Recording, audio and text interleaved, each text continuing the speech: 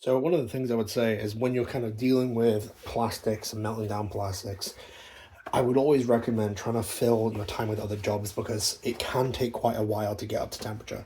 So for example, today I'm video editing. It's currently like 3 a.m. I'm video editing, literally the video that I'm currently making while I'm waiting for it to heat up. And I recommend people do that because it takes ages and it's a pain in the ass to just sit here and wait. Anyways, so I've given it some time. I'm hoping now all those hard bits of plastic should be kind of incorporated and so on. You can actually see the marble texture I'm going for a little bit better now. Like, it looks real pretty. I don't think it'll be quite kind of ocean effect, but I think it'll be pretty close. So making sure I kind of twist it as much as I can. This is a mistake I made in the last batch. I didn't really twist it that much. I kind of just kept folding it, and it ended up blending the colors rather than marbling them. And I think, honestly, less is more when you're doing this kind of thing. Because right now, it's a really pretty marbled look. So I'm going to do a couple more folds and twists. But you can see there's a really pretty marbled effect now.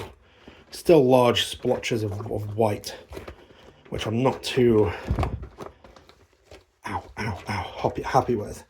But I'm seeing some really nice marbling effect, but I'm also seeing it kind of start to go a bit of a light blue. And I don't really want a light blue. I want a high contrast kind of white. So if you've got any advice on keeping that contrast while also having that marbled effect. Now, this is really hot and it's starting to burn through my gloves.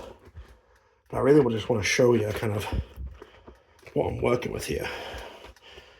But I think that's a nice marbled effect. Now, I'm going to put it back on, and what I'll do is I'm going to flatten it out with the Teflon a little bit.